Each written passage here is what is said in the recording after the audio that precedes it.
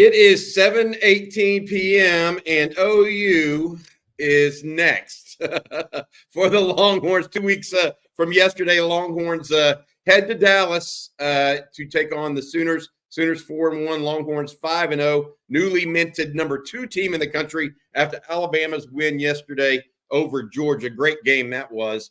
Georgia came back and really made a game of it after going down 28-0. I'm Bobby Burton, joined by Rod Babers and Jerry Hamilton of All in Texas Football. We're brought to you tonight by The Rogue Shop. We're going to talk to you guys and answer any questions about the game. We got several different things going on as well. Our producer, Matt Hutchinson, is alongside us. We'll talk a little bit of Longhorn football from yesterday. We'll talk a little bit about the other games from yesterday as well, including Kentucky's upset over top 10 ranked Ole Miss. Could that be a ominous sign for the Longhorns when Kentucky comes calling in a month or so? We shall see, I guess. But long story short, Longhorns finished the night yesterday 5-0. Steve Sarkisian has an embarrassment of riches at quarterback. I don't know how else to say it. When your backup quarterback goes 26-31 for 324, 2 touchdowns passing, 1 rushing, doesn't look like he's ever going to turn the ball over the entire game. It's a pretty good night, pretty good afternoon. I was talking to Rod earlier, Jerry, about this. Get your thoughts. There are a lot of quarterbacks at the University of Texas that have come and gone that have not had a start like that their entire career, much less in their second start in the very first opener SEC opener against Mississippi State. What are your thoughts about Arch and what he did yesterday? Well, I thought he handled the pressure being Arch Manning better in start 2. I thought look, there's a lot of pressure that comes with wearing the last name Manning in 16. And he comes out of high school, plays at Isidore Newman, right? So the comparisons, he starts as a freshman at Isidore Newman, ranked number 1 in the high school class starting his sophomore season, right? And all this build up. And Cooper and the family tried to keep the attention off as much as possible, not working out at the Manning Passing Academy, things like that, not to take away from the college kids that were already there. But then on 2 Saturdays ago, when your first game starting is as the number 1 ranked team in the country for the first time since 2008 at Texas, that's all the pressure before you put internal pressure on yourself. That's a lot of pressure. And I thought yesterday, the one thing I noticed the first start for him is Rod Bobby, he didn't look like the athlete he is playing the position in his first start. I thought he got back to looking like the athlete he is, moving like the athlete he is, reacting like the athlete he is. So I thought there was so much pressure on him, and I thought he handled that so much better in game 2 as you'd expect. I think Sark made it easier on him too, Rod. I think you talked about that a little bit. But I thought that was my biggest takeaway for Arch is he just looks so much more comfortable in start 2 versus start 1. And there's just a lot of pressure that goes with being a Manning and wearing 16 and a different colored orange jersey. But that's before the pressure you put on yourself, because you knew it was going to be wild media frenzy once he was at the game he did at the end against UTSA. Then he's named the starter against UL Monroe after Quinn gets hurt. You knew it was going to be wild. So I thought he handled it much better and was much more comfortable in his second start. And the one thing we know is he's a great deep ball passer. Not good. I think he may be a great deep ball passer. And Rod, I think as a former player, the one thing you would love about Arch as your teammate is that dude steps in when he knows he's going to get hit and delivers a ball down the field. Had no problem doing that with the DeAndre Moore first touchdown pass near the end of the first half. That's for sure. Yep. Guy came in unblocked, and he still stood in through a dot, man. Rod, what did you think of Arch and some of the things Jerry had to say there? Yeah, man, I totally agree. You can tell you describe him as prodigies. When you can see exponential growth like that from start 1 to start 2. All right, his developmental rate is going to be a whole lot more, quick and a whole lot faster than most players, just because of not only the Manning name and the pedigree, but the resources and the knowledge he has access to, including Sark, by the way. that helps him, and the weapons that he has around him. I think you're looking at it not only a guy with a young man with tremendous upside. You're talking about a guy that could be, Heisman Trophy winner, 1-1 kind of upside, but also someone who I think even now we got this chance to see the flash of a young guy who learned so much in game one. I mean, game one, there are about 4 or 5 different mistakes that we all can point out, growing pains, learning lessons. And I want to say I saw certain situations that, compared to his first start, similar situations he was in, where this time he made the right move and he made the right choice, whether it was a check down or whether that was the way that he decided to handle. Matter of fact, you just brought it up, that DB blitz where the guy comes clean, they're empty formation. Against ULM, there was a DB blitz where he didn't handle it well, didn't see him. He was surprised by it. And this one, he knew exactly where he was going with the football. He knew he was going to get hit. He knew he was responsible for that free rusher, but he also knew exactly where he was going pre-snap when the ball when the ball was snapped at the time. So I just think you saw a guy playing at a really high level. It doesn't surprise me. I saw it in start one. I just, told folks, hey man, he looks like a freshman. It's just, you flash the brilliance, but you also flash, that basement, the downside of the skill set too. But he doesn't have much downside, and I didn't see damn near any downside. Hey, I got to say this, Jerry. You talked about pressure. I want to play this from him last night. He talked to the media a little bit. Our Matt Hutchinson, if you can bring that up, if you don't mind, the interview that not from Sark, but from actual Arch Manning, different one. Matt, he's I think Matt, our producer, doesn't know which one I'm talking about. I'll get it for you, Matt. Hold on one second. It's from Bob Ballou. Had it last night from Arch Manning, actually talking to the media. Guys, we'll go back to that. First, let's talk about Rogue Shop, our sponsor for the Sunday night live stream. Yes, sir. Thank you, Bobby.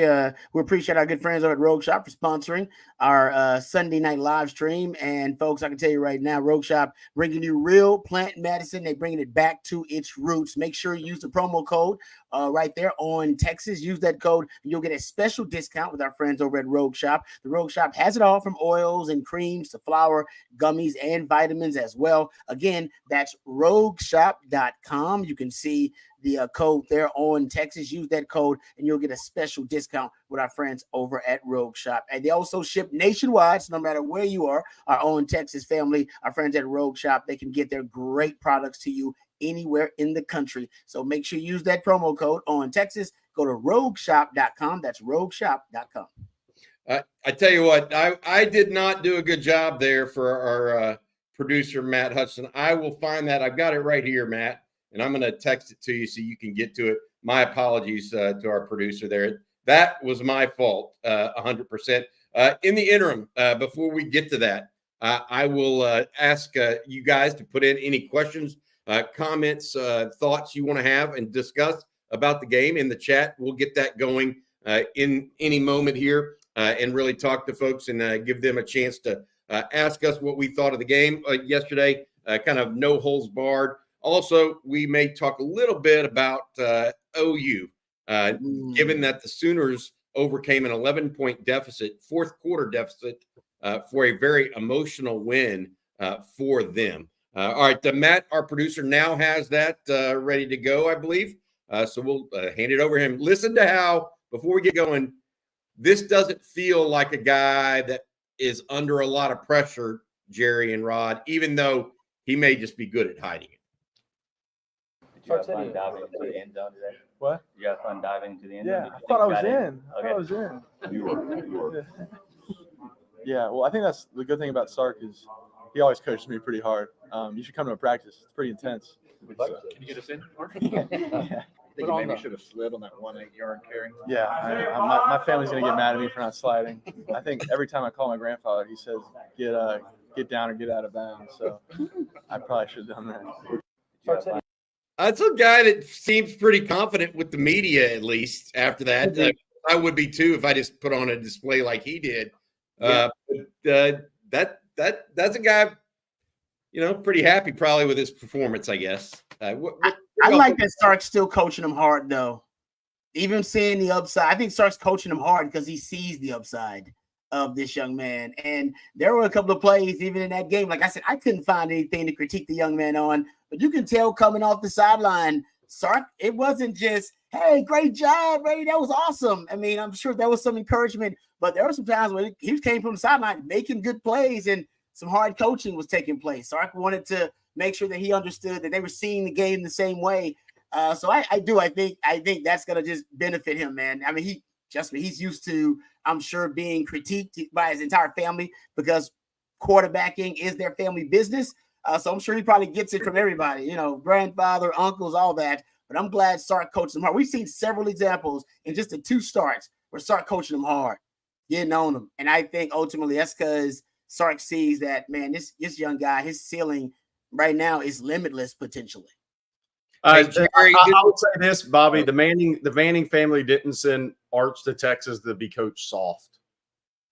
Amen to that. Good point. That's a good point. Hey, Jerry, Sandman also said, nice meeting me at the tailgate yesterday. Same back to you and the several others I met there. Thanks for showing up and hanging out before the Longhorn game. We watched that Ole Miss Kentucky game ahead of schedule. That was quite the game. This one comes from Sandman. I'm glad we struggled yesterday. Jerry, I want to get your take on this. That should keep us focused and grounded in preparation for Red River redemption. Go get our hat back. Do you think yesterday in some ways was a blessing in disguise, which is what you called Quinn Ewers, somewhat injury a couple weeks ago, that it made Steve Sarkisian get Arch Manning ready for SEC play in case he needed him. Do you think maybe the lack of focus or the lack of urgency the team had yesterday could be a blessing in disguise? Yeah, I think no matter what it is, I think, Sark says on Monday they have the good, bad, and the ugly, right? There's been a lot of good in his reviews. This is probably going to be the most ugly after a game, and I don't think that's a bad thing entering an off week, which they'll get healthy and then focus for Oklahoma. But look, I thought Texas essentially had 3 turnovers yesterday. The 2 Jaden Blue fumbles and the Dante drop pass on 3rd down, which was a bit of touchdown pass, right? So that's like a turnover.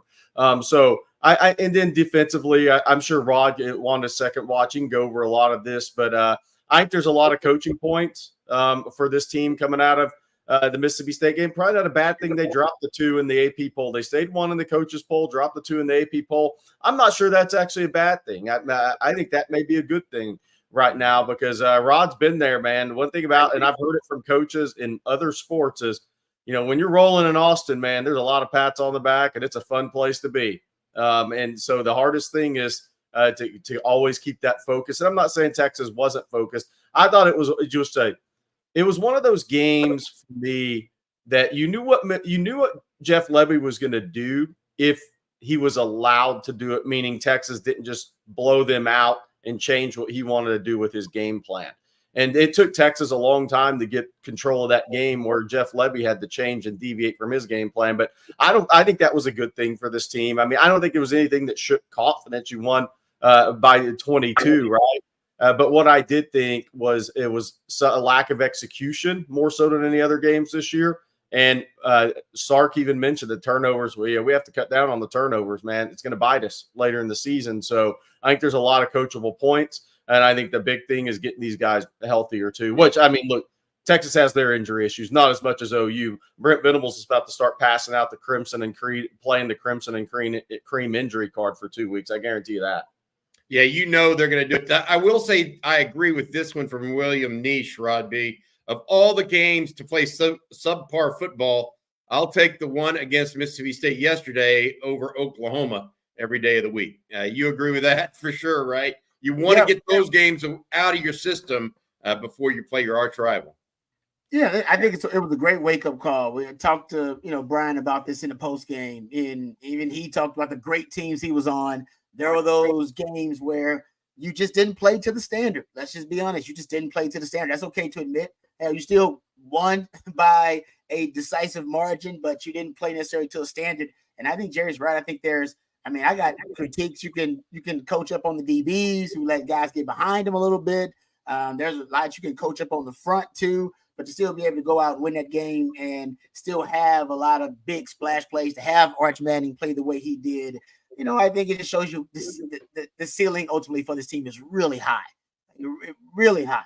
to play a subpar game like that and still ended up essentially blowing out Mississippi State. But I'll give Mississippi State credit. They made that a game for 3 quarters. I thought Jeff Lebby actually, even rewatching it, I thought the game plan was a really good game plan. Shows he knows how Sark wants to win a game, and he basically didn't let Sark win the game the way he wanted to.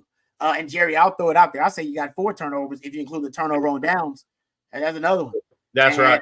And if you include, Sark taking them points off the board, that's another one. And Sark admitted, like, I should let them points on the board considering the way the game's going. That's and the fact that Sark admitted it, right after the game just lets me know why I'm such a big fan of him. He is, he's a big, to me, he's a big advocate of the man in the mirror moments where it's time to blame that person right there. And that's when he took blame and said, yeah, I should have, considering the way the game was going, I should have left those points on the board. Those 3 points were big in that situation. So that's Sark kind of learning that, certain times in the game where you don't need to allow I think he let his emotion kind of overwhelm. I think he was frustrated with everything. It was like, hey man, we're just going to score. We should be up by 3 touchdowns by now. I think he was a little bit over emotional in that moment. But either way, man, this team they're capable of something special, and they needed a wake-up call going into SEC play. I think the wake-up call is if you are distracted and you're not focused and you have self-inflicted wounds and you don't play at a high level in the SEC, you can get beat on any damn Saturday, because that team is considered the bottom dweller of the SEC, by the way. No doubt. Hey, we got a special guest here for you folks tonight. Old number 19, Peter Jinkens, joins us. Hey. How you doing, Peter? You doing all right, bud? Yes, sir. Can't call it, man. What's going on? What's going on? Hey, we have to have you on because I heard you were at the game yesterday with Peter, by the way, former player at the University of Texas, now coach at Dallas Skyline. I heard you were at the game yesterday with your prized pupil, Elijah Bo Barnes. How'd that go for you guys? Man, it was good, it was just good just being back on campus, you know what I'm saying? Just seeing how things changed from when I was in school and just, just being there, just supporting him, man. And it was great. Had a great time. Hey, Peter, I want to ask you first about the atmosphere at Texas. What Chris Del Conte's done, just being there as a coach now, not as a player. You bring a recruit down to Texas. What are your overall thoughts on what Chris Del Conte's done in this presentation of Texas football? Oh man, it's great, man.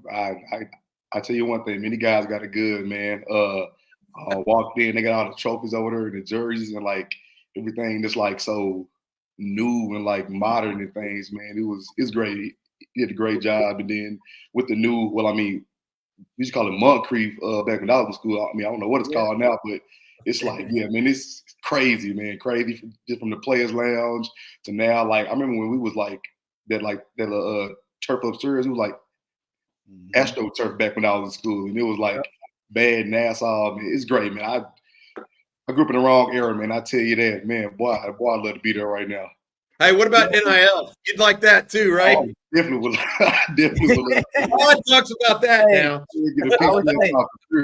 We're born too soon, Pete. Born too soon, Peter. Hey, you had a lot of great moments on the 40 acres. But one of my favorite moments from you is actually you being basically kind of the personality, showing your personality on the team. And you did a famous, I don't know if you still do it or not, your famous Ric Flair impersonation. You to get the team hype. I know you're a coach now.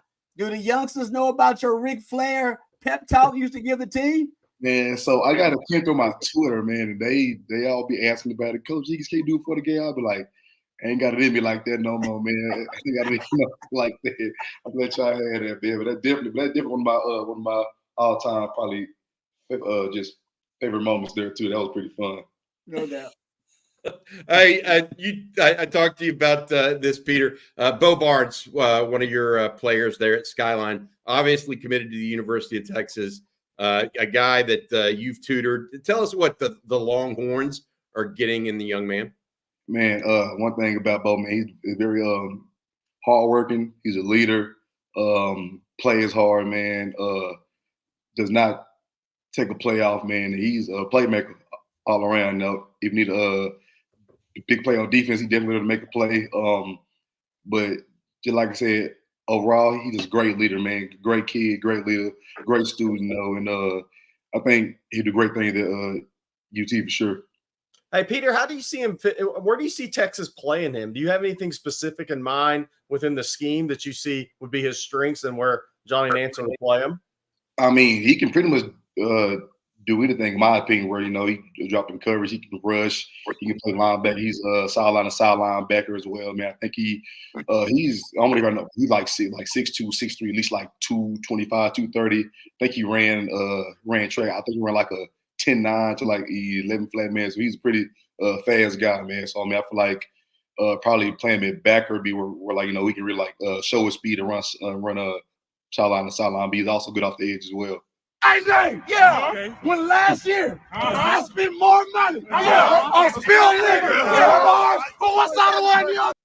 Oh man, You're talking Hey, to good your time. Rolex Yeah. wearing, Stop to it. diamond ring wearing, kiss dinner, woo! Really did it. Limousine ride, jet ride, son of a gun. I'm having a hard time. Nigga, to the Ric Flair. Oh, man. Well done. Oh man, Oh, that's great memories, man. Good Lord. They got me hyped. Hey, let me ask you something, Peter, about this linebacker play period.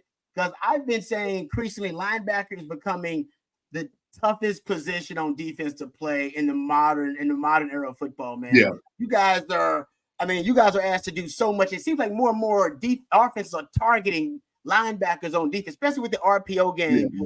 What do you tell linebackers? What's your number one rule in coaching linebackers these days? Like, what's your kind of number one kind of teaching moment, or your number one teaching lesson for linebackers in the modern era of football? One thing I say is don't go till you know. All right, especially, you know, if you're especially if you're like the backer at the targeting like the RPO, the thing is, I tell my guys, don't go till you know. All right, because usually they want to take like the outside backer, just like, you know, in between the tackle and the number 2 receiver. So I just tell my guys, pat your feet and just wait and see. All right. Yeah, confirm it. Don't go until you know. Good stuff. I like that. That's good. Hey, Peter, I got to ask you. I mean, you guys play in the toughest district in America, right? So, There's some other Texas commitments, and you guys have gone up against them. Obviously, Colin Simmons and Alex January. What Colin's doing at Texas is pretty special as a freshman. But you prepared for the Colemans at Cedar Hill. You know, the big offensive lineman. Yeah. Kind of, what are your thoughts on some of those guys y'all have gone up against? man, those guys are behemoths, man. Those guys are huge, real huge guys, man. They have great hands. You know, if they get the hands on you, man, it's pretty much wraps.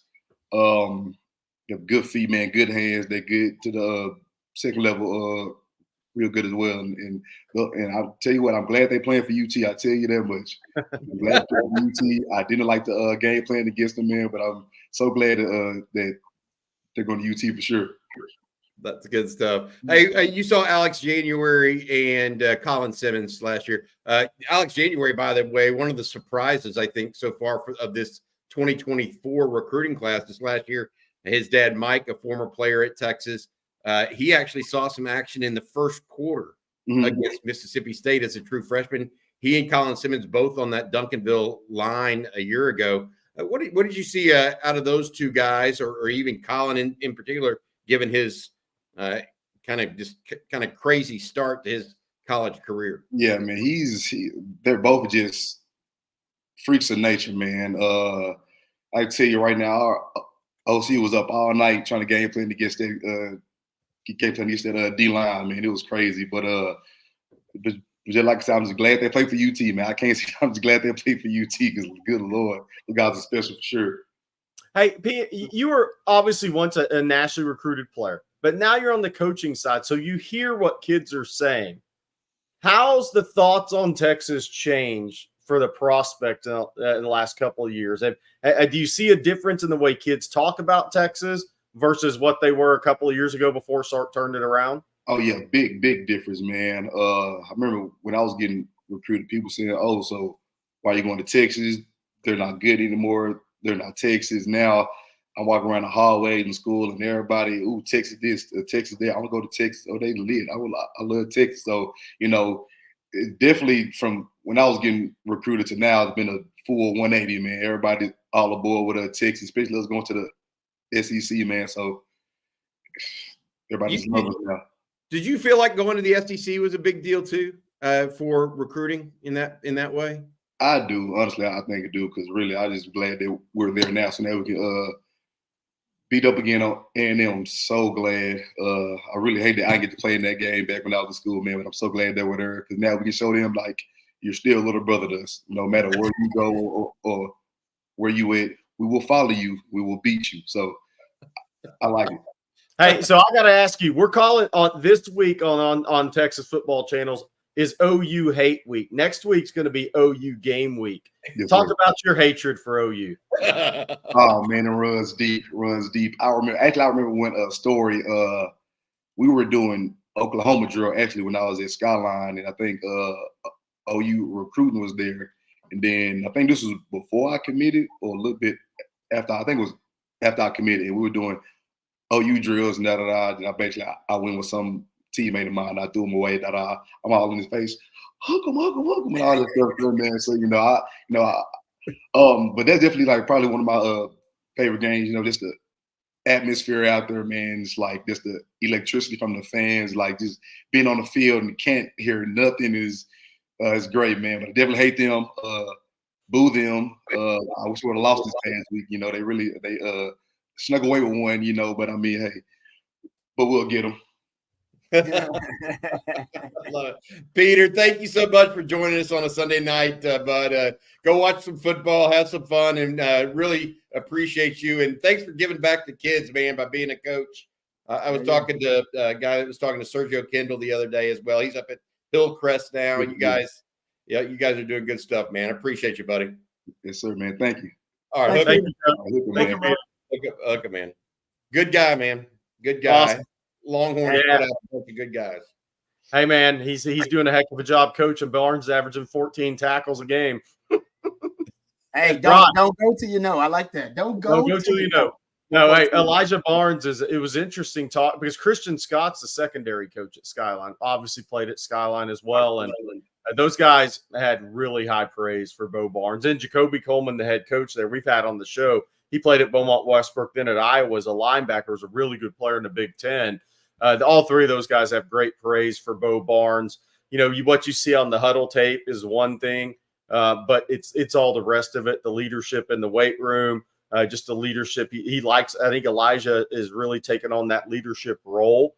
And look, Skyline, that's a tough district now. I mean, Duncanville's a monster. DeSoto is close, and maybe not as good as last year in Cedar Hill too. And then you brought in Lancaster and Mesquite Horn into that district this year. So it is a tough district to get wins in, but Barnes is putting up big time number. I think he's averaging 13 and a half tackles a game right now. Wow. That's good stuff. Hey, I looked at it and I was looking around for games that commitment and recruit videos, and I just happened upon one, Jerry, and I ended up posting it today on Texas football. And I just sent it to Matt. It is a video of Nick Townsend. If for those of you guys that remember on Texas football back when we first started, Tommy Yarish was a young intern. He was a student at Texas. He's now calling football games for Dave Campbell's Texas football. Essentially, he's on the call of this play of a Texas commitment. I want to make sure you hear the sound and watch Nick Townsend, who is a linebacker, defensive end / tight end. And in this play, Rod B and Jerry, I know you've seen it. I don't think it's going to be the first time Rod's seen it. In this play, Nick Townsend, a tight end, is playing Wildcat quarterback. So I want you guys to hear, first of all, Tommy's call and Nick Townsend, the Texas commit, as the quarterback here. Townsend with pressure coming, rolling out left, trying to get around the defense. And he will hurdle him in along the far sideline, and he's in for the touchdown. The highlight of highlights for Nick Townsend, who clears a defender and scores from 13 yards out. Hey, I love Tommy's call on that, but yeah, it's a good call. He's got a chance. Tommy, I told him that back in the day. He's really good. What do you think? What are your thoughts, Rod B, about a guy like Nick Townsend and these plus-sized elite athletes the Longhorns are grabbing? Not just him, but we mentioned Bo Barnes and Jonah Williams and several others at this point. Yeah, I think Sark wants his offense. I think he wants his team, his blueprint to win, to be a little bit more versatile. That's his buzzword on defense. It's made their defense really unique, really malleable, especially in the back seven, but I think even in the front. And I think he wants that element on offense too. I do. I think but he doesn't have the athletes for it right now. That's why, them experimenting with Ryan Niblett's a little interesting, but I think he wants to go with bigger athletes, mostly at tight end. This is a man that says tight end is the second most important position in his offense behind the quarterback. And I don't know if even with JT Sanders and the great athletic profile that JT had, I don't know if Sark has fully explored, what he wants to do at tight end. Because I think that tight end position could allow his offense to truly be multiple and versatile. You get somebody, like a JT, but still even more dynamic, maybe with a little bit more frontline speed and overall versatility and athleticism, kind of like Nick Townsend or the Michael Terrys of the world. I don't know what he's going to do, but those types of athletes that have that versatility in their skill set that allow you to go from 11 personnel in one sense, and then you can shift that guy around and go from 11 personnel to 21 personnel. You can go from 21 personnel to 20 personnel just by shifting and moving that guy around. I think that's he wants that element in his offense in the future, and I don't know if he has the athletes for it now. And I think that's why you're starting to see, at least on offense, them go after some of those athletes. But on defense, he's already shown they want versatility. He's telling you, I want versatility. They're using those guys. Johnny Nansen coming in. Look at the way they're using Colin Simmons. He ain't just rushing off the edge.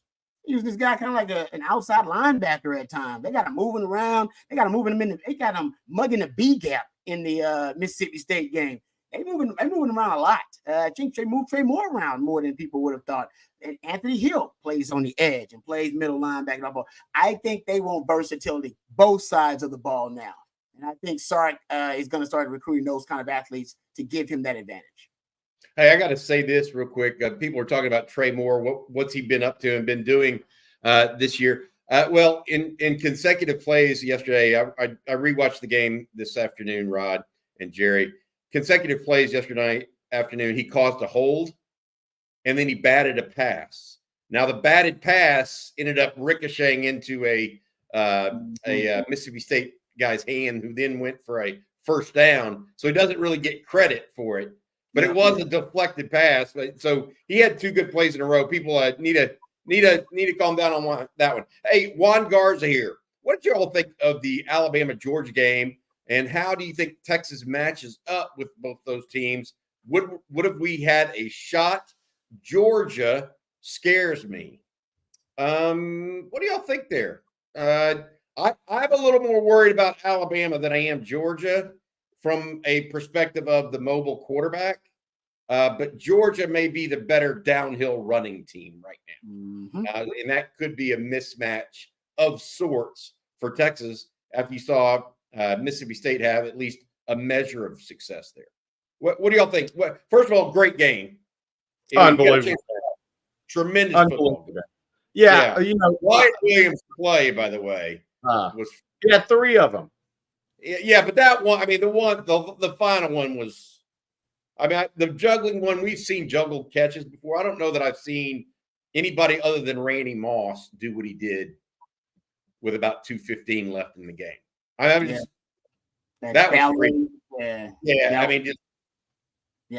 great. That was sweet. No, it was like some Lane Swan type stuff on the side. Contorting his body and then gathering himself to actually then make a move. Like two DBs and the speed to. That's what Moss had, right? He gets special. Yeah. Jerry? You said you watched it. What did you think of that game and whether or not Texas matches up? Well, I think on one level, you're not going to know. Sorry, I'm lagging, guys. I may jump out in a second, jump back in, and just try to reconnect. But on some level, the one thing about Texas defensively you don't know is until they go up against, and now Beck's going to have better ball placement than they had Saturday, against a high-level quarterback that also has high-level skill talent around them. Texas hasn't faced that this year. So there's an element of unknown still with that. And we can all sit in here and say, yeah, in the chat, all of our opinions, yeah, we think this, we think that, but you never know until you go up against it. The one thing Texas hasn't gone up against a high-level quarterback. Michael Hawkins will be by far the best quarterback Texas has gone up against in 2 weeks. Georgia will come with multiple NFL offensive linemen, although they're all Americans out, a couple NFL running backs, NFL draftee at quarterback, and receivers who are as good or better than Mississippi State. And those guys, as Rod said, did get behind Texas a little bit. So it's going to be interesting there. That will be the first, maybe, I want to say complete offense. I'm not saying they're a great offense, but complete in that they can run it. They have a quarterback. They have a tight end. They have multiple NFL linemen. They have speed at wide receiver. That's going to be the first time you face that in a game against one singular opponent. So I think it'll be interesting in that game. Is if you can get pressure on Carson Beck. Alabama did in the first half, and you saw what happened. Now, Alabama's linebackers are ridiculously good, if you ask me. They got multiple guys, and Kane Womack was bringing blitzes from all over the house in that game. But I think Georgia, and then the speed on defense at Georgia, and I said this on TexasFootball.com, Texas is Alabama and Georgia are still 1 through 85 more talented than I think Texas is and Tennessee is. But Texas and Tennessee have gained on them. That's the way I would look. They've gained on them. But Georgia and Alabama have been recruiting at this level for 8, 9 years, 10 years. I mean, they're very talented teams. You have to get pressure on Carson Beck in that game. I want to say this. With Ryan Williams, Alabama has a true weapon. And I don't think I will also add this. Alabama, their offense went a little bit in the deep freeze at time on Saturday night. And I think that's when Georgia went to zone and stopped turning their backs on Jalen Milroe as a runner and allowed him to get some easy first downs with his legs. When they made him strictly a passer, now he passed for 394 yards. A couple of them, most of them were on big bombs. But I think if you play Alabama, you got to play a healthy dose of a zone, especially with this Ryan Williams dude. I mean, they got other good receivers going to play in the NFL. There ain't two or three of those guys in the country overall. Yeah, I mean, I'm with you. I mean, you've tried to guard those guys before. That dude's different now. Yeah, I mean, he's as a first round wide receiver right there, and you can tell it as a freshman, as a 17-year-old, you can tell that. That's unfair. In fact, that dude probably should be in high school doing that to high school kids. That's crazy. But to your point about Alabama and Georgia, I just think, which I agree with Jerry's point about Georgia, that they can attack Texas in a number of different ways, and that's what makes them dangerous offensively. I don't necessarily know if they have an elite aspect of their offense. Carson Beck, of course, is considered an elite player, but I don't know if their running game is elite or even their passing game because the weapons are outside elite. But they have enough elite athletes, to exploit Texas in different ways. So even against Mississippi State, and we talked about the talent deficiencies there. They got behind the DBs a couple of times. Gavin Holmes got beat a couple of times. Malik Muhammad got beat, got behind them. And that's just Mississippi State. Without a quarterback, they can get it to them. Georgia's got better athletes than that. We obviously talk about Alabama, but so if Texas is vulnerable to shot plays when they're, playing man-to-man and say on early downs when they're focused on stopping the run, Georgia can beat you that way. Or if it is the downhill running game, gap power schemes that Mississippi State was having some success on and was able to, get some conversions on. If that's how they do it, Georgia can do that too. That's the scary thing about Georgia is, they can beat you a number of ways. And for Texas, I don't know how you beat this Texas team. We're just starting to see some of that. But, we're talking to Brian about this on the postgame. Teams are going to take what Mississippi State did and build on it. And by the time you get to the middle of the season, there will be a blueprint for everybody, by the way. There will be a blueprint for how to take on Texas and stay competitive with them. And Mississippi State, whether you like it or not, they exposed a couple of things that I would build on if I was a coach. Right? Yeah, I agree. I would say this too. One thing that I do think about that Georgia found out last night, who they can count on, and one of those players is number 86, Dylan Bell. He made some big plays for them when it counted. So they may just now be getting going. I'm not so sure if that game doesn't go another quarter that Georgia doesn't win that. They started coming into their own when they started really throwing it around a little bit. They may need to trust Carson Beck a little bit more rather than trust the run game where people can kind of slug it out with them. Kenneth Cassidy, Bobby and Jerry, has Colin Simmons and Colton Bostic taken over at defensive end? They appear much quicker and pack a punch. Simmons is obviously beyond inside the rotation. He's a difference maker at this point. Now he's still taking some bad angles and not playing through blocks and trying to, olay people a little bit. I saw a little bit more of that as I watched the rewatch this afternoon. Bostic is interesting. He did not play much until the fourth quarter, and he did have a sack. Missing in action yesterday was Justice Finkley. And it's possible now that Bostic has surpassed Justice Finkley. I don't think he surpassed Ethan Burke, Trey Moore, or Baron Sorrell. But Bostic may be working him into that rotation ahead of Finkley at this time. Just from my viewpoint, and or they were looking for a pass rush as opposed to stopping the run in the fourth quarter. And that's why they put Bostic in, because he is a good pass rusher. Jerry, you agree with that pretty much? Yeah, no, I do. I think that's going to be big as the season moves along. Is they have to get the best pass rushers on the field as long as they hold up enough in the run game. Because I think you're going to Mississippi State. Not that people run the Art Briles offense and variations of that really, but people are going to try to attack Texas in a similar way moving forward. But they have to get the pass rushers on the field. I really believe that. And look, by the way, 6 sacks yesterday as a team now. So we wonder where the sacks are coming from. Colin Simmons is just special. I think I may see if Rod wants to do a show on this in the next couple of weeks. Where does he rank versus some of the pass rushers that we've seen at Texas? Because I think he's going to end up being the best I've seen in my era. That's where I think this is headed as long as he stays healthy. But yeah, I think Bostic gives you another pass rusher. I think Finkley's really strong against the run. I think Bostic is another pass rusher. Great motor off the edge. The question is, and I don't know how many have done it, if anybody has done it, how many true freshmen have gotten double-digit sacks at Texas? Because I think he's going to come close. I said before the season, he's got that kind of time to be a double-digit sack guy. He has 4 now? He has 4. He has 4. He has 4. Jerry, you're the one that said preseason over under 6, and you said over. Oh, yeah. It was 6.5, definitely over. Because I just thought he might get 3 or 4 in one game against a UL Monroe, and that hadn't even happened. But that's still he had 2. He had 2 Saturday, but man, I can see a couple of games where he has 2 more this year that get you to 8. He may get 10. I think he's going to get double digits, guys. I think he's playing more. Yeah. He wasn't playing at the beginning of the season, guys. They weren't playing him as much. The more he plays, the more plays he makes. And if you're a coach watching that, it'd be irresponsible not to play him more. It's like, okay, so the more I play him, the more plays he makes. We got to play more. Now, I will admit, he is vulnerable against the run, like any young pass rusher. So there are times he crashes down too much and doesn't keep contained. There are times where sometimes he's almost too quick with his speed rush, and he leaves a little bit too much room until squeezing down that edge. He leaves a little bit too much room in the gap. That's all stuff that's correctable.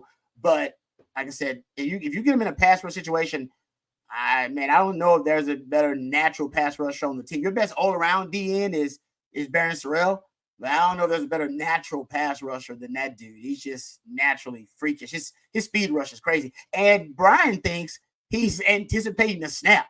Like Brian says, he's so damn quick. He's like, that cannot be just BGO. He said he's got BGO ball get off, but he's like, he thinks it's cerebral. He thinks this guy is watching film and is finding tells from certain old linemen throughout the game, and that's helping his jump. If that's the case, then holy Chicago, we on a whole nother level. This one from Todd Lacey. How should Texas attack the Sooner defense? Very quality unit, by the way. But Auburn moved the ball on them effectively until they decided to give them a pick six.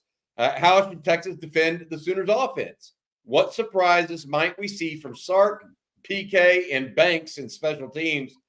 We need to mention this. Banks in special teams gave up a partially blocked punt on Saturday. That punt team right now not looking the best. But Sark and PK, guys, what might we see from them, and how would they attack the Sooner offense or the defense?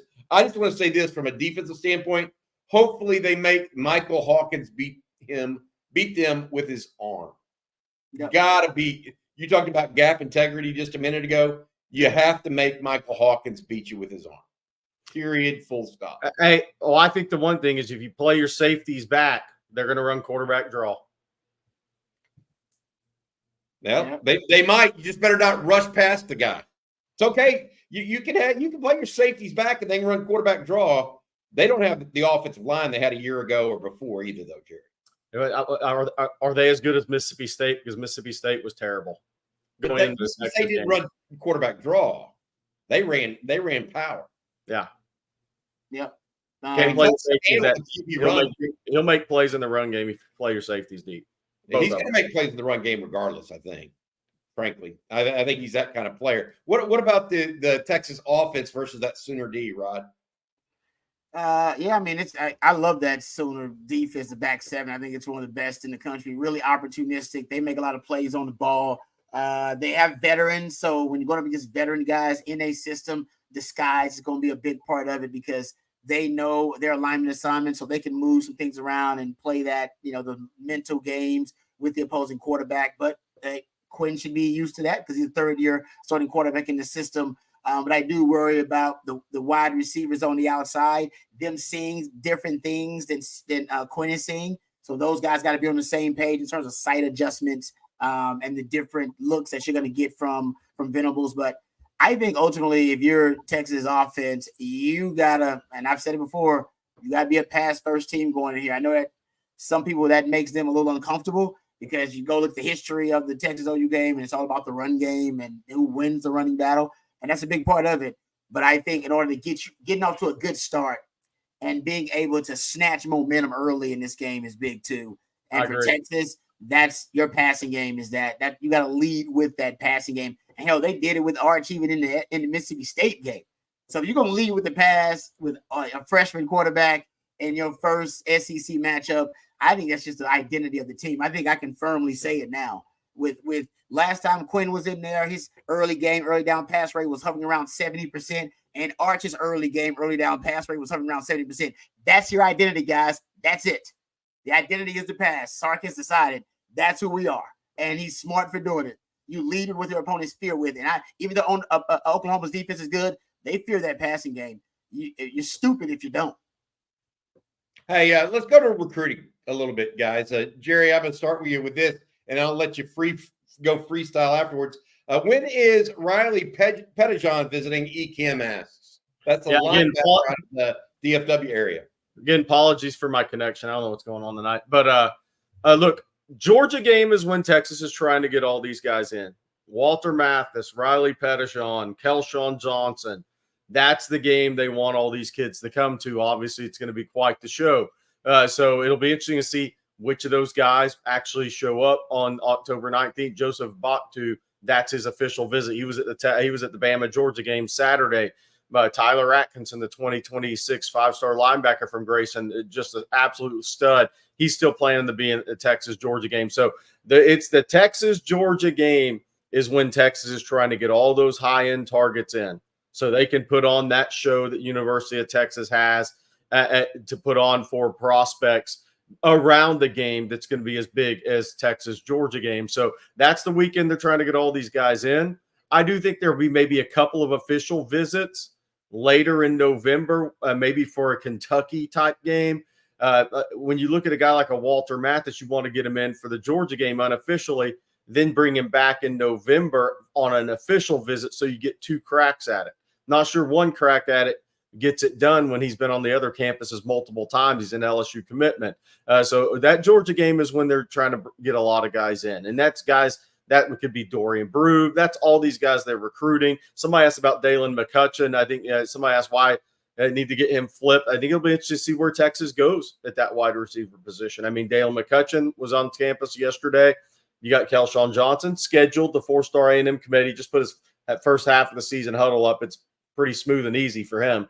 But he's, both those guys are different wideouts. I mean, Dalen McCutcheon falls more into the DeAndre Moore category for me. Kelshawn Johnson falls more into he could be Isaiah Bond type of category athletically. So what does Sark want in that third receiver spot in this class with two bigger X guys already and a guy like Jamie French, who you can obviously move around. So it'll be interesting to see what direction they go at wide receiver if they just take three. Gotcha. Well, we'll be on the lookout for it. If you want to get more recruiting information, make sure you check out ontexasfootball.com. Jerry and CJ covering recruiting daylight to dark there at ontexasfootball.com. Appreciate a lot of people have joined us over the last 2 weeks or week and a half, really, at On Texas Football. I want to say thank you to each of you guys who are now officially OGs on ontexasfootball.com. Use the coupon code OTFOG, and you actually get a $20 discount on the annual subscription, just $39.95 on TexasFootball.com. I forgot, Bobby. I forgot. I talked to Dylan Berryman, the top 100 defensive lineman. The top 100 junior defensive lineman in the country out of Ouachita Parish in Monroe, same high school at Big Robinson, a 5-star out Cam Robinson went to before he moved to West Monroe. That went to Alabama as a first-round pick. But Dylan Berryman was on campus yesterday. He was offered June 1st at Texas Elite Camp when he went out and tore that up. 6'2", 305, really good over-the-ball player. He was on campus for an unofficial visit yesterday with his family. He had been to LSU, A&M, and Missouri this year prior to Texas, so he's making the rounds. I think those are the top 4 for him. He told me Texas is his favorite right now. So we'll see. I mean, all that does is put an X on Texas's back when Bo Davis sitting down there and Frank Wilson and those guys in LSU. But he was blown away by the game day visit at Texas. And Texas is at a really good spot for Dylan Berryman right now, the 2026 4-star D lineman out of North Louisiana. We'll see as it plays out where that ends up. But I expect the Texas LSU battle there as of right now. All right, going to keep going here to the chat line. Got a couple more questions. This surrounds a couple of them surrounding Jaden Blue. Brandon Huey, can we talk about Jaden Blue and ball security? Ryan Nelson, Bobby, so was Jaden Blue benched or concussed? CJ made it seem like a benching this morning. I'll go ahead and take that. It does sound like it was a benching. We were concerned that Jaden Blue might have actually had a concussion at some point yesterday. But the mere fact that he spoke to the media after the game, there's no chance he had a concussion during that game. May have been knocked around a little bit. But they took him into the tent, but it wasn't a concussion as it turned out. People were worried about it, but it was not. Yeah, absolutely. But it was a benching. And Trey Wisner came out and played. And I will say this. You can talk what you want about ball security here. That he may be the fastest player on the field with the ball in his hands. But if he's going to give it up, Sark ain't going to give it to him. Nope. That's just a fact of life. You can't have, 10 to 15 carries yesterday and had 2 fumbles? Yeah. 6 carries. 6 carries and 2 fumbles? I think that's what it was. Yeah, not good. Not good. Well, the thing with Jaden Blue and Ron, I want you to talk about this because one thing we talked about going into the season when Cedric Baxter and Blue were there is how good how perfect of a role Sark had for Blue when he could play. He move him up and they could play in the two-back the pony. You could move him in motion, use him out of the slot. He could be like your number 2 ball carrier, your number 1 pass receiving running back. Suddenly, he has a lot more on his plate, and he's never been asked. Like against UL Monroe, he had 25 carries and 7 targets in the passing game. He's dating back to his junior year in high school would have been the last time he was asked to touch a football that much in a game. He's got a little adjustment he's got to make, and I'm not trying to make excuses for him. He fumbled it twice. What I am saying is, when you take 25 carries and you have 7 passing targets at the college level, you're getting hit a lot more than you did in high school. And your role, what you're being asked to do is much greater, I think, than going into the season. One, because of the injuries, but two, this is what he's got to prove he can handle that role when looking ahead to the NFL. Exactly. That the last point there, Jerry, is the most important. He should relish the opportunity that Sark's going to give him. That's what NFL scouts want to see, that you're a running back that can do all those things, showcase all those abilities as a receiver, run in between the tackles, hit the perimeter, a guy that can beat you to the edge, and be a pass receiver, all those different things. And I think the frustration, remember, basically, and before this last game against Mississippi State, he was second on the team in targets, and he was leading the team in rushes. I mean, he was your offensive catalyst. And I agree with you. I think Sark had a vision for him prior to the C.J. Baxter injury. And I think that he had to alter that, but he still didn't want to give up initially what he, I think, envisioned for the role of Jaden Blue, which is as your pass receiving threat, as you said. But now, you add a lot more to his plate. I will say Trey Wisner looked really good as a punishing runner at times. So I don't know if he can fulfill some of those, some of the role and maybe fill that void that's been left by C.J. Baxter for your two backs. Not sure about that, but maybe he can. But mix between him and Jared Gibson, running in between the tackles, more of your power elements to your offense. So I think Sark was very disappointed in Jaden Blue. And the truth is, Texas, in terms of fumbling, I mean, last year, Texas probably, if you look at overall, I think they had 9 fumbles they lost last season, somewhere around there. And they were critical ones too. And came back to haunt them in the game versus Washington. So they were above the SEC average last year in fumbles lost. And, your first game in SEC play is probably what Sark's thinking about, because he's looking at the same numbers I'm looking at. And then your first game in SEC play against a talent deficient Mississippi State, who's not as physical as your Georgias and your Oklahomas and even your Kentuckys you're going to play down the line. If they're able to draw the ball loose, maybe they're going to hit you hard in the SEC, by the way. Every team's going to look for it now, Bob. Not every team's going to practice that drill going against Texas. Hey, we're going for the ball. We're knocking the ball against Texas. That's a habit they have. It's a pretty bad one. The last, Brent Venables is. Yep. Well, he does it against everything. Against everybody. Yep. Very opportunistic. By the way, Trey Wisner with 32 carries so far this year. No fumbles from him. Those were the first 2 official fumbles for Jaden Blue this season. So we'll see if it's an issue that continues. But yesterday, Steve Sarkisian was not going to play anymore after that second fumble. And I think that's why Jaden Blue found himself on the bench in the third and fourth quarter. Hey, a couple questions here from Jason Airy. Is Arch the best deep ball passer Texas has ever had? Me think so. Also, I thought Simmons played the run well. I want to talk about the run well. William Nish has a very similar question. I know it's early. Is it too early to say Arch throws the best deep ball of any Texas quarterback? Not for me. Most natural that has the strongest arm. I'll tell you who threw a surprisingly good deep ball was Major Applewhite. Yes, soft. It was soft and catchable. Now, he couldn't get it very far. But deep is relative, right? Deep is relative with Major. But he threw a nice ball. Arch throws a really, really nice pro-like deep ball. I think it's got distance and trajectory. You know why I think outside the mechanics, which when I was at Isidore Newman his senior year, they were working on the front foot placement on deep ball that morning in some stuff. It was an early morning practice, kind of, I think what they started every practice with when he was throwing it deep. But Rod, Bobby, why I think he throws such a good deep ball? Because he's willing to step in knowing he's going to get hit. I agree. You got to be willing to step in knowing you're going to get hit to be an accurate deep ball thrower, man. You can't tiptoe it. No. You can't tiptoe it. No. It's one thing to have mechanics and arm talent. It's another thing to say, you know what, I'm about to get smoked, but I'm stepping into this thing, and I'm going to throw it accurately down the field. Yeah, I agree. I mean, that throw to DeAndre Moore, that was money. Which one? The first, the one. Yeah, correct. Good call. But that one at the end of the first half, Rod, was a third and long. When he got hit. When he got hit on, right? The game was still in. It was 7-6. The offense had kind of shot itself in the foot multiple times. I thought that was third down too, wasn't it? That was like third. Yeah, that was money down. You're right. Those are two. Hey, the one that Jonte was a money down too. Oh, you're right. Oh yeah, I think you're right. That was the Hey, third. Guy McPhail, Arch is just the truth. What is the opening line Guy McPhail asked about the Texas OU? Right now, based on what I can tell from my bookie, it is 8.5. Is that right? Down.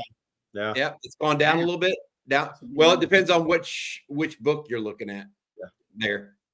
So yeah, that's where it's at right now. But look, Longhorns favored, but we'll see what happens. Brian Berg with his $35 super chat. Week 5 super chat. Match the Texas. Yeah. Why did they not take the 17 points and put them back on? Wait, I got a question for Brian Berg. You're hurting Rod's diaper fund. Hey, I got a question for Brian Berg. Were you kind of glad there was the drop touchdown and fumble in the red zone in a weird way?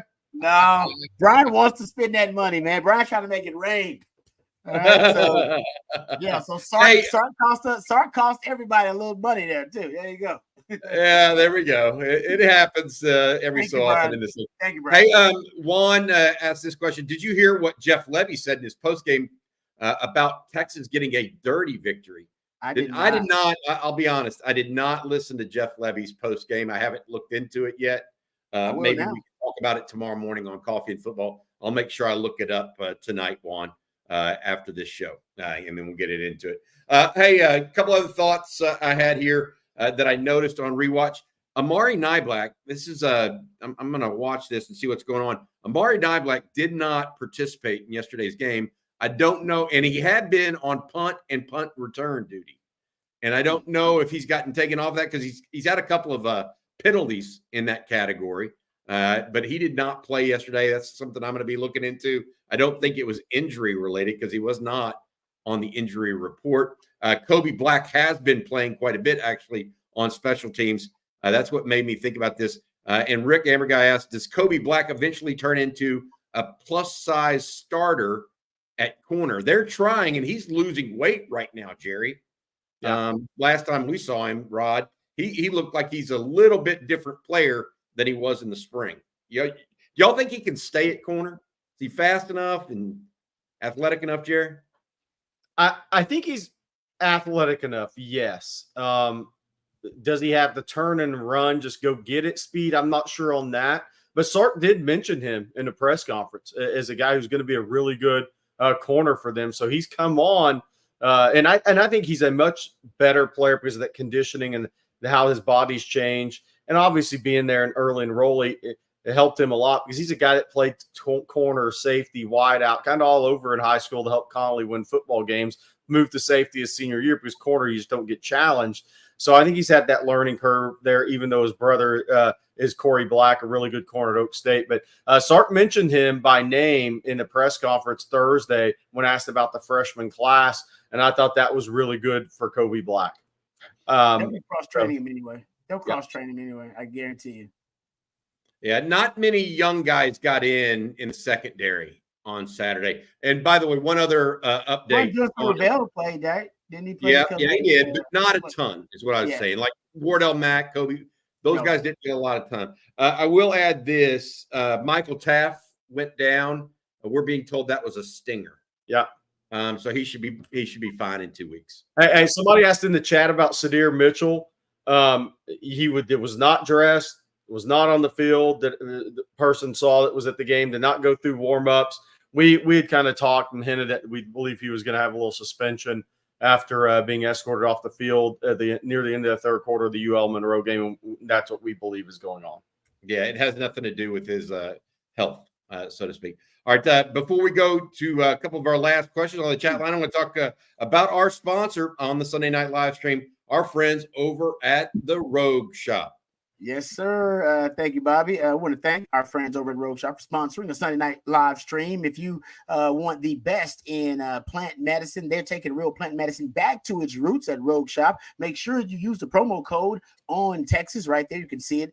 Rogue Shop has all the folks. They have gummies. They have it all from gummies to creams to flour, vitamins, oils.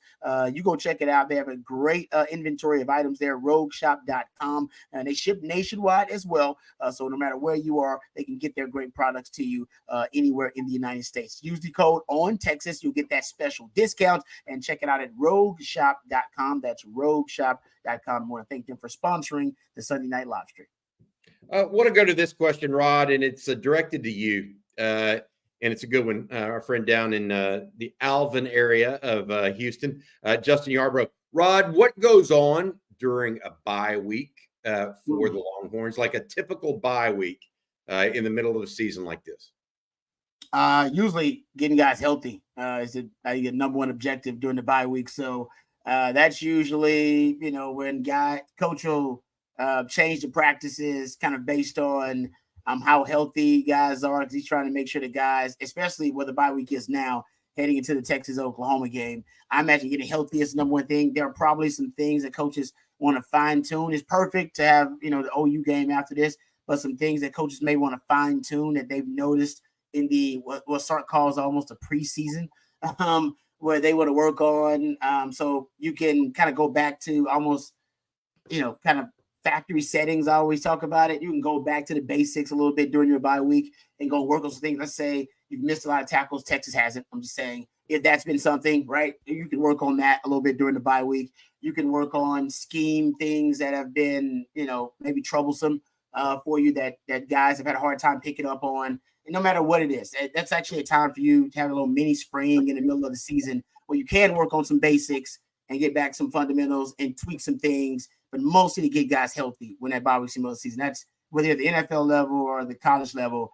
That's the number one objective during the bye week. Can we come out of this bye week as healthy as possible? How close are we to that opening day roster we had coming out of the bye week? Can we get there again? Can we get that kind of healthy? And I think that's what Sark's going to focus on too, whether running back position or with guys getting nicked up at other spots too. This one, recruiting question for you, Jerry. How is Dalen McCutcheon still committed to Florida State at this point? Let's flip him. Might want to go to SMU instead of Florida State. The Ponies put it on FSU on Saturday. I mean, FSU is 1-4 right now after being undefeated in last year's regular season. I don't know that I've ever seen this big a drop from one year to another after a team was undefeated in the regular season. Can anybody remember this? That's the only team that took DJ Ugalele. It's the only team that took DJ Ugalele out of the portal. You just can't give up on him. What about did you see his game? Yes, he's got more. He's a fifth year starting quarterback in college football. He has more interceptions than touchdowns. Crazy. Getting paid too. In year 5 in college football. Getting paid good money. I mean, he was 12 of 30 with 3 interceptions yesterday. The guy's been playing 5 years. That's why he's 1-4. 12 of 30. Hey, one comment here real quick, and then we'll go to the final question. 88 is great. We're talking about Barron Sorrell. He was lined up in the interior more than one time and scanning up. I think he may have got a sack or at least a pressure early in that game. He looked good. Will they show that personnel and alignment against OU and more? I think they definitely will. I think we're going to see Barron Sorrell move around a lot and try to insert Colin Simmons, Ethan Burke, and those pass rushers, Trey Moore, that kind of guys as we go forward. I would just want to say I agree, Haynes. Barron Sorrell continues to have a really fine senior year. This is going to be the last one for us. Nathan Larson, what has Kentucky shown when they beat Ole Miss on the defensive side and nearly beat Georgia? Is that the key to beat Texas? Kentucky bothers me. What do y'all think about it? Look, I don't think Jackson Dart's not as good as Quinn Ewers. I just want to put that out there.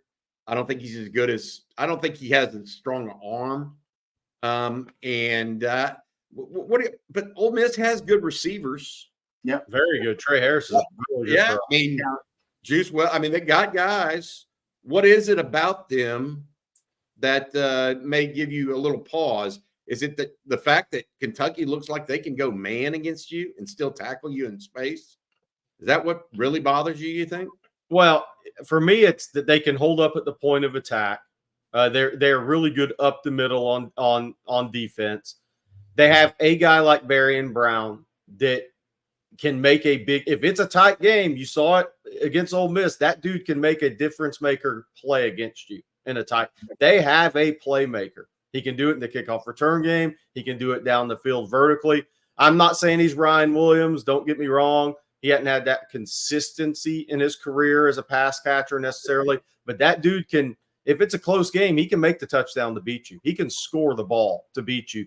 And you know that Kentucky's going to play look, they're going to play physical brand of football, and they're going to play it up the middle on both sides of the line of scrimmage. And, you know, I think they're still without their starting running back, the kid that transferred from Ohio State, which they'll probably – I think was a broken hand. Somebody in the chat can maybe say that. But I think he may be back when they play Texas, or should be back when they play Texas. So they're not even with their best back, but it's the physicality they play with. I threw them out after the South Carolina game. I was wrong. I said, man, and the reason I did it, guys, is I just wondered, when your head coach gets on a plane to take another job, and you all know it because we all knew it, and then he returns back to Lexington with his tail between his legs, what does that team think when he starts chewing their ass? Yeah, you didn't want to be here. Leave me alone, man. But they've overcome it. I wondered if that was an issue early in the season for them. But, man, it makes Georgia look better too, by the way. His defense is leading, is what's happening. Yep. It's not unlike OU right now. Defense heavy on that team. All right, last one. I lied a little bit because Jeff snuck in a super chat here at the end. What is your surprise team that could make the playoffs? What is your surprise team that could? It's not Duke, even though Duke's 5-0 after beating North Carolina and Mac Brown. What is the surprise team y'all think right now? UNLV's the surprise team right now. Are they going to be there whenever they just lost their quarterback? I don't know. I think there's one thought out there that they like the backup better. Oh, and so they didn't pay the starter. I don't know. What do you think, Rod? Y'all have any surprise teams? Ebreck hit it. BYU may be the most improved team in America. Yeah, boy, Dave Miranda had a tough loss. Yeah. They had come all the way back on Saturday against BYU, and then got stopped on downs on the BYU 25. Yeah, they had really. BYU's a good one. Rod, people keep talking. I'll give CJ credit. From day one, he's been talking about Indiana, and I don't know why, but I was like, Indiana's looking way better than anybody expected, except for CJ. He's the only one that expected Indiana to look good. That could be a sleeper for you too. They're scoring points. They are. Yeah. BYU has a bunch of 30-year-olds. Yeah, they always do. That's always, they got mortgages and kids. Hey, think about BYU when they came to Austin last year. We were wondering if they could score, period, against Texas. They put up 38 on Kansas State at home, and they just put up 34 on the road at Baylor, which has been their struggle. That's an unbelievable turnaround for BYU from last year. They were anemic on offense, one of the worst offenses in college football. Oh, I got to say this. I think I'm right about this, and I am. You guys realize that Army and Navy, the two service academies, are both 4-0 to start the year. First time since the 40s. That's crazy.